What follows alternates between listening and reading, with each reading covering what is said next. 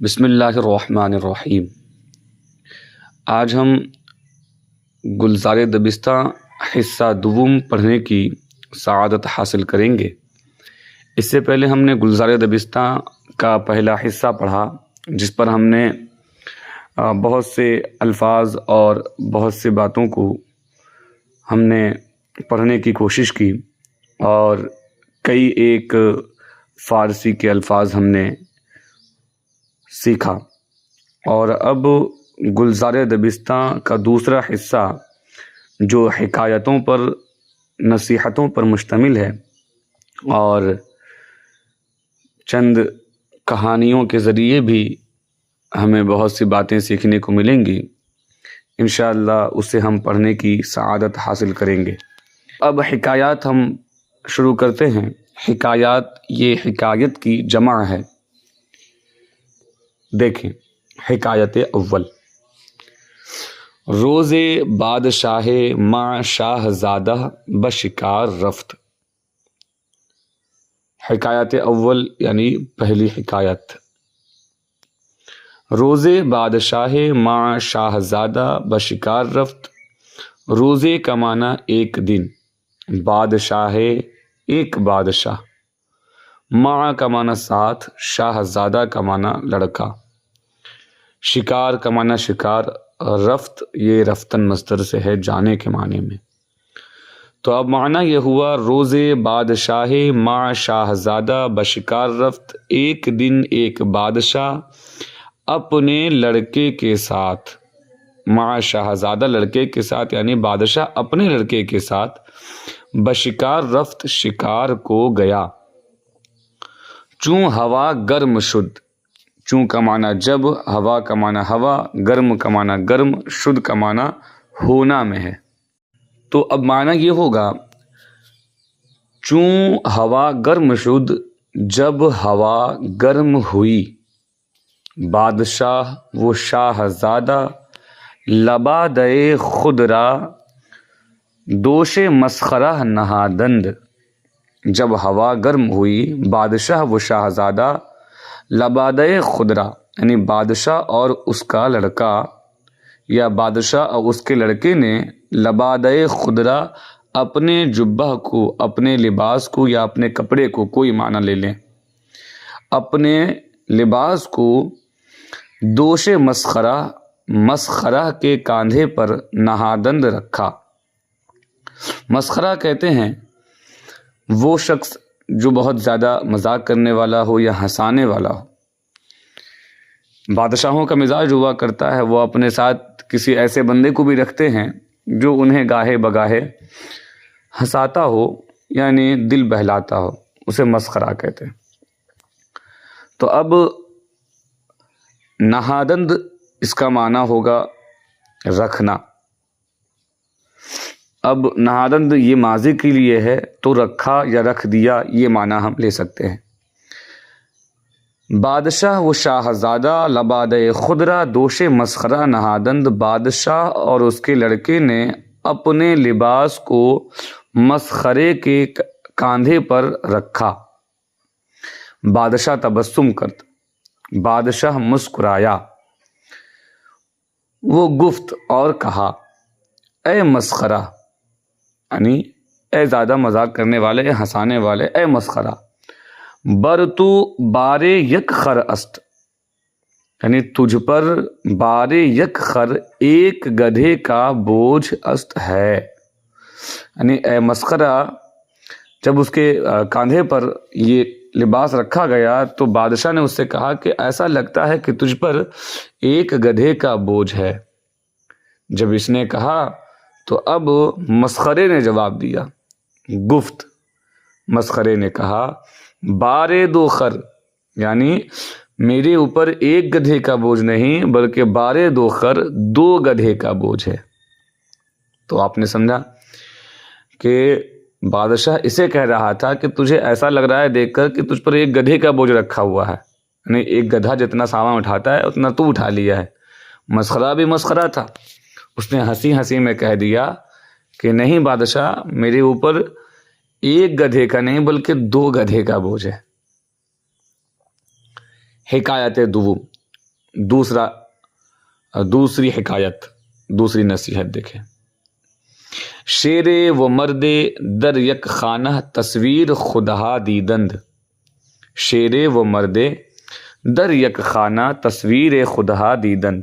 شیر ایک شیر، وہ مرد ایک مرد.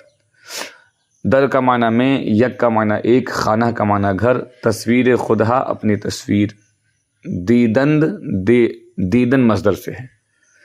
تو دیکھیں، شیر و مرد در یک خانہ تصویر خودہا دیدند. ایک شیر اور ایک مرد در یک خانہ ایک گھر میں تصویر خودہا دیدند اپنی تصویر کو دیکھا. ایک شیر اور ایک مرد نے ایک گھر میں اپنی تصویر کو دیکھا، اپنی تصویر کو دیکھا. مرد شیر را گفت، مرد نے شیر کو کہا، می بینی تو دیکھتا ہے شجاعت انسان کہ شیر را تابع کردہ است. می بینی تو دیکھتا ہے شجاعت انسان کی بہادری کو، کہ شیر را تابع کردہ است، کہ شیر کو تابع کیا ہوا ہے، فرما بردار کیا ہوا ہے. کردہ است کیا ہے یعنی شیر کو تابع کیا ہوا ہے، اپنا فرما بردار کیا ہوا ہے. شیر گفت، شیر نے کہا اس مرد سے، مصور این انسان است. مصور این یعنی مصور کہتے ہیں تصویر بنانے والے کو. این کا معنی یہ یا اس، مصور این انسان است، اس تصویر کا بنانے والا انسان است، انسان ہے. اگر شیر مصور بودے این چنی نہ بودے. اگر شیر تصویر بنانے والا ہوتا تو اس طرح نہیں ہوتا. یعنی جس تصویر کو دیکھا گیا تھا اس تصویر کو انسان نے بنایا تھا، اور اس نے اس انداز سے بنایا تھا کہ معلوم یہ ہوتا تھا کہ شیر انسان کا فرما بردار ہے. تو اس نے کہا کہ دیکھ انسان کی بہادری کو، کہ شیر کو بھی اپنا تابع کیا ہوا ہے. تو شیر نے جواب دیا کہ حقیقت یہ ہے کہ اس تصویر کا بنانے والا انسان ہے، اس وجہ سے اس میں دکھایا یہ گیا ہے کہ شیر انسان کا تابع دار ہے، فرما بردار ہے. لیکن اگر اس تصویر کا بنانے والا شیر ہوتا تو تصویر ایسی نہیں ہوتی. یعنی اگر شیر تصویر کو بناتا تو ظاہر سی بات ہے، یا تو وہ اس حالت میں بناتا کہ انسان کو وہ پھاڑ رہا ہے، یا انسان کو دبوچ رہا ہے، یا انسان کو کھا رہا ہے نا. تو یہ دوسری حکایت تھی. حکایت سیوم، تیسری حکایت دیکھیں. شخص مرتبہ بزرگ یافت. شخص مرتبہ بزرگ یافت. شخص کا معنی ایک شخص، مرتبہ بزرگ یعنی بڑا مرتبہ. بزرگ کا معنی چونکہ بڑا ہوتا ہے تو اس لیے مرتبہ بزرگ کا معنی ہوا بڑا مرتبہ. یافت مطلب پانا، یافتن مصدر سے ہے. شخص مرتبہ بزرگ یافت، ایک شخص نے بڑا مرتبہ پایا. دوست برائے تہنیت نزد او رفت. دوست برائے تہنیت نزد او رفت.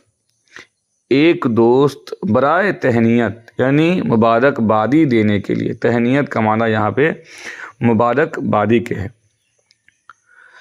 دوست برائے تہنیت نزد او رفت یعنی ایک دوست مبارک بادی کے لیے اس کے پاس گیا، یعنی مبارک بادی دینے کے لیے نزد او اس کے پاس رفت گیا. آن شخص پرسید، اس شخص نے پوچھا. کس نے؟ جو بڑا مرتبہ پایا تھا. آن شخص پرسید، اس شخص نے پوچھا، کیستی تو کون ہے؟ او چرا آمدئی، اور تو کیوں آیا ہے؟ دوستے او شرمندہ گردید. او گفت، دوستے او شرمندہ گردید یعنی اس نے دوست کو، یعنی اس کا دوست، دوستے او اس کا دوست، شرمندہ گردید شرمندہ ہوا. یہاں گردید کا معنی ہونے کے معنی میں ہے، ہوا. دوست او اس کا دوست شرمندہ گردید شرمندہ ہوا وہ گفت اور کہا. چونکہ اب یہ آیا تھا ملاقات کے لیے مبارکبادی دینے کے لیے، لیکن جب یہ اس کے دوست کو پہچاننے سے انکار کر دیا اور یہ پوچھا کہ تو کون ہے اور تو کیوں آیا ہے، تو اس کا دوست شرمندہ ہوا. اس نے سوچا میں اسے مبارکبادی دینے کے لیے آیا تھا، لیکن اب یہ مجھ سے پوچھتا ہے کہ میں کون ہوں. تو اب یہ جواب دیتا ہے، وہ گفت اور کہا مرا نمی شناسی. شناسی یہاں پر یا ضمیر جو ہے تو کی جانب لوٹتی ہے، یاد رکھیں گے. مرا نمی شناسی، تو مجھے نہیں پہچانا. دوست قدیم تو میں تیرا پرانا دوست ہوں. دوست قدیم پرانا دوست، تو میں تیرا، یاد رکھیں گے. دوست قدیم تو مرا نمی شناسی، تو مجھے نہیں پہچانا. دوست قدیم تو میں تیرا پرانا دوست ہوں. برائے تعزیت نزد تو آمدہ تیری تعزیت کے لیے میں آیا ہوا ہوں. تعزیت کا معنی ماتم پرسی کیا آتا ہے، یعنی جب کوئی پریشان ہوتا ہے، مصیبت میں گرفتار ہوتا ہے، تو ایسے میں تعزیت کی خاطر ہم جاتے ہیں.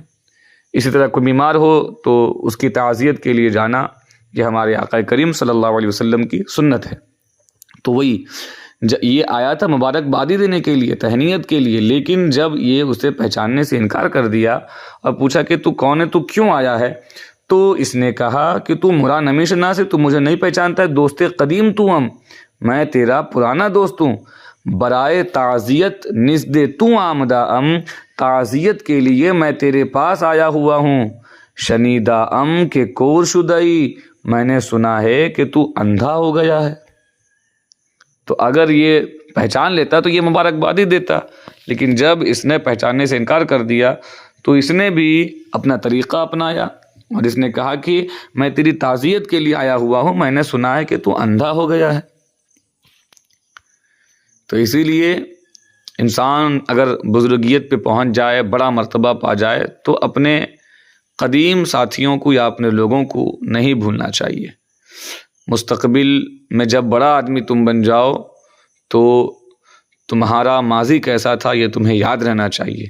اپنے بزرگوں کا یا اپنے قرابت داروں کا خیال رہنا چاہیے کہ مصیبت کے وقت یہی لوگ ہمارے ساتھ تھے، اور آج ہم جب کامیاب ہو گئے ہیں تو کسی اور کو دوسرے لوگوں کو پہچاننے سے انکار کر دیں، یہ غلط بات ہے. حکایت چہارم، چوتھی حکایت سماعت کریں. طبیب ہرگاہ بہ گورستاں رفتے، چادر بر سروے خود کشیدے. بر سر و روئے خود کشیدے. طبیب ہرگاہ بہ گورستاں رفتے، چادر بر سر و روئے خود کشیدے. ایک طبیب یعنی ایک حکیم جو علاج کرتا ہے اسے طبیب کہا جاتا ہے. ایک طبیب ہر گاہ جب کبھی با گورستان قبرستان کو رفتے جاتا، چادر بر سر و روئے خود کشیدے، چادر سر پر اور اپنے چہرے پر کھینچ لیتا یعنی ڈھانپ لیتا، یعنی چہرے کو اور سر کو چادر سے چھپا لیتا. طبیب ہرگاہ بگورستاں رفتے، چادر بر سر و روئے خود کشیدے. ایک طبیب، ایک حکیم جب کبھی قبرستان جاتا، چادر سے اپنا سر اور چہرہ چھپا لیتا. یوں معنی کر لیں. مردمہ پرسیدند، یہ پرسیدند مصدر سے پوچھنا، یہاں سے پرسیدند ہے، ٹھیک ہے.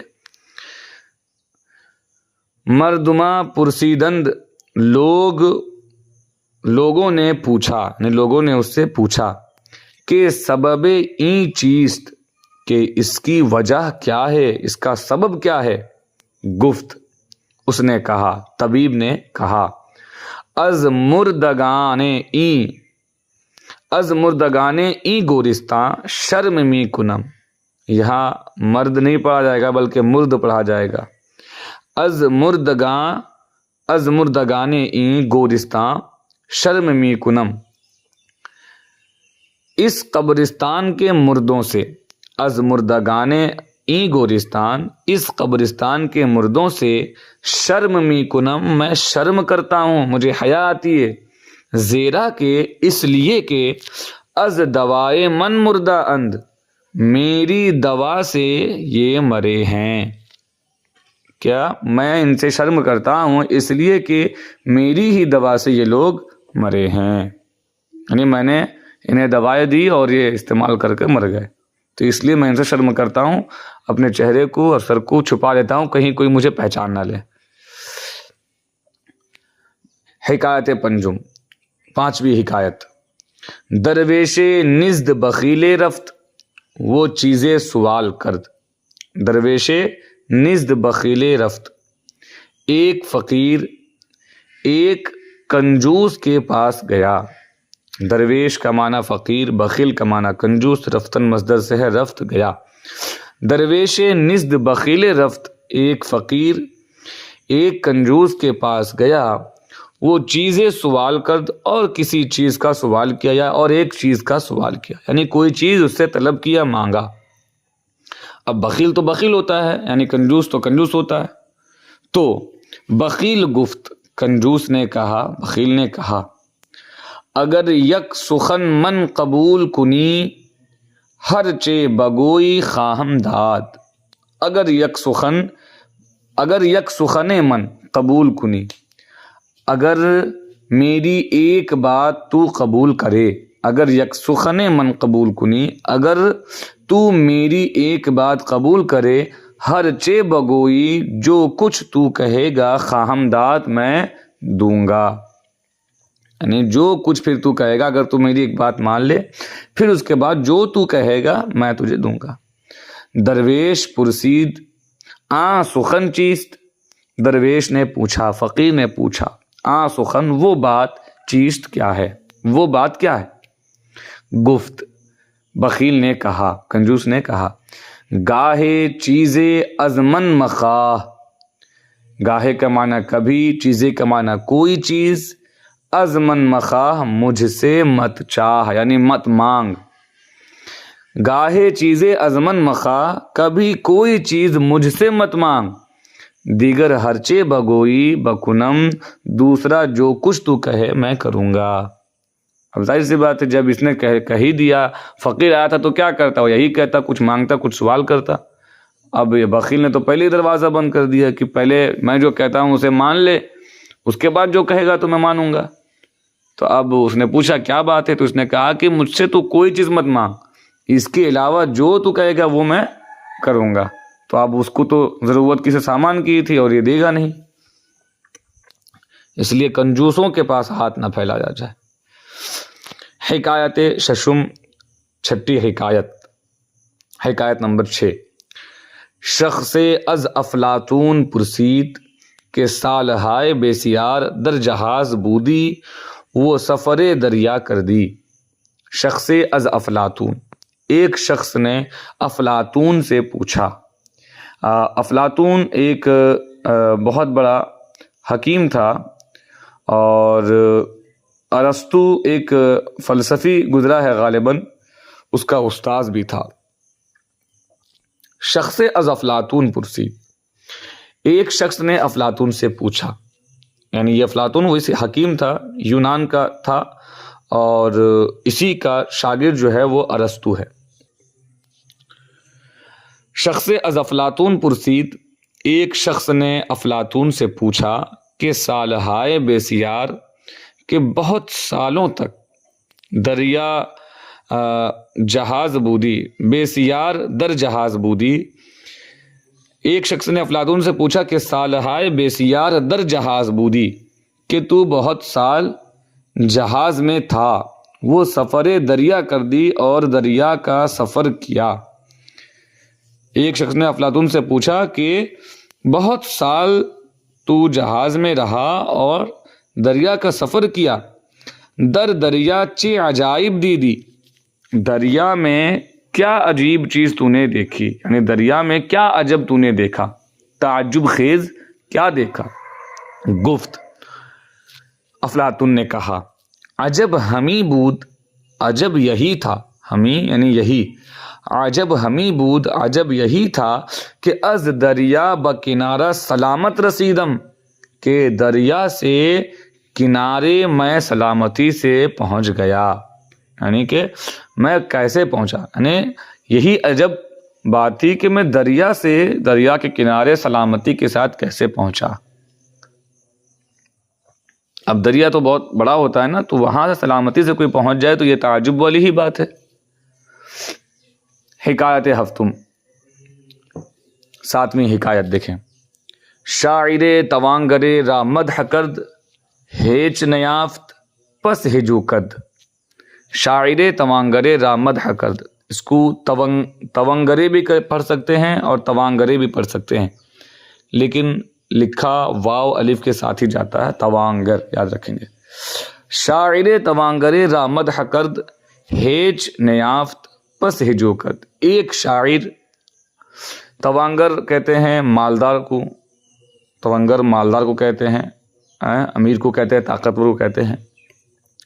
شاعر توانگر را مدح کرد، ایک شاعر نے ایک مالدار کی تعریف کی، مدح کرد تعریف کی، ہیچ نیافت کچھ نہیں پایا، پس ہجو کرد پھر برائی کی، پس کا معنی پھر، ہجو کا معنی برائی، کردن مصدر سے ہے کرد، پس ہجو کرد پھر برائی کی۔ توانگر اورا ہیچ نہ گفت، مالدار نے اورا اس کو ہیچ نہ گفت کچھ نہیں کہا، مالدار نے اس شاعر کو کچھ نہیں کہا، یعنی اس نے اس کی تعریف کی، شاعر نے مالدار کی تعریف کی، مالدار نے کچھ نہیں کہا، کچھ نہیں دیا۔ پھر اس نے برائی کی، لیکن پھر بھی مالدار نے اسے کچھ نہیں کہا۔ تو روز دیگر شاعر بر دروازے او رفت او نشست۔ روز دیگر دوسرے دن شاعر، وہی شاعر جس نے تعریف بھی کی تھی اور برائی بھی کی تھی، جب دوسرا دن ہوا تو وہی شاعر پھر روز دیگر شاعر بر دروازے او رفت، دوسرے دن شاعر بر دروازے او اس کے دروازے پر گیا، وہ نشست اور بیٹھا۔ توانگر گفت، مالدار نے کہا، اے شاعر مدح کردی ہیچ ترا ندادم، اے شاعر تو نے میری تعریف کی، مدح کردی تو نے میری تعریف کی، ترا ہیچ ترا ندادم میں نے تجھ کو کچھ نہیں دیا، دادن مصدر سے ہے، ندادم میں نے نہیں دیا، تو نے میری تعریف کی میں نے تجھ کو کچھ نہیں دیا، مذمت کر دی تو نے برائی بیان کی، ہیچ نہ گفتم میں نے تجھ سے کچھ نہیں کہا، حالہ چرا نشستئی، حالہ کا معنی اب، چرا کا معنی کیوں، نشستئی تو بیٹھا ہے، حالہ چرا نشستئی اب تو کیوں بیٹھا ہے۔ گفت شاعر نے کہا، حالہ می خواہم، یہ جو ہے می خواہد وہ چاہتا ہے، می خواہن وہ چاہتے ہیں، اسی سے ہے می خواہم میں چاہتا ہوں، حالہ اب، می خواہم میں چاہتا ہوں کہ اگر بمیری، کہ اگر تو مر جائے، مرثیہ تو ہم بگویم، تو تیری مرثیہ بھی میں کہوں، یعنی تیری مرثیہ بھی میں پڑھوں۔ مرثیہ میں مرے ہوئے انسان کے اوصاف، اس کی اچھائی، اس کی برائی، یہی سب بیان کیا جاتا ہے۔ تو وہی حالہ می خواہم، اب میں چاہتا ہوں کہ اگر بمیری، اگر تو مر جائے، مرثیہ تو تیری مرثیہ ہم بھی بگویم میں پڑھوں، ہم کا معنی بھی، تو کا معنی تو، مرثیہ تو ہم بگویم تیری مرثیہ بھی میں پڑھوں۔ اگر بمیری مرثیہ تو ہم بگویم، اگر تو مر جائے مرثیہ تو تیری مرثیہ بھی میں پڑھوں۔ حکایت ہشتم دیکھیں، 8ویں حکایت۔ شخص دستار درویش گرفت و گریخت۔ ایک شخص نے دستار درویش، ایک فقیر کی پگڑی گرفت، پگڑی کو پکڑا، وہ گریخت اور بھاگا، یعنی ایک شخص نے ایک فقیر کی پگڑی کو پکڑا یعنی کھینچا، وہ گریخت اور بھاگا یعنی اور لے کر پگڑی کو بھاگا۔ درویش بگورستہ رفت و نشست، فقیر قبرستان کو گیا، وہ نشست اور بیٹھا اور بیٹھ گیا، یعنی فقیر بگورستہ قبرستان کو رفت گیا، وہ نشست اور بیٹھ گیا۔ مردما اورا گفتند، لوگوں نے اس کو کہا، یعنی اس فقیر کو، اس درویش کو کہا کہ آن شخص دستار ترا بطرف باغ برد، کہ وہ شخص دستار ترا تیری پگڑی بطرف باغ برد کسی باغ کی طرف لے کر گیا، یعنی باغیچے کی طرف یا باغ کی طرف لے کر گیا، کہ وہ شخص تیری پگڑی باغ کی طرف لے گیا۔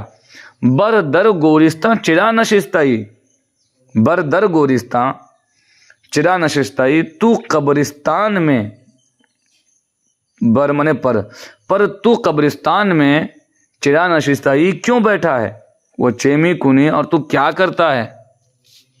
گفت، فقیر نے، درویش نے کہا، او نیز آخر این جا خواہد آمد، وہ بھی، او منے وہ، نیز کا معنی بھی، وہ بھی آخر این جا، آخر اس جگہ خواہد آمد آئے گا، یعنی او نیز آخر این جا خواہد آمد، وہ بھی آخر اسی جگہ آئے گا۔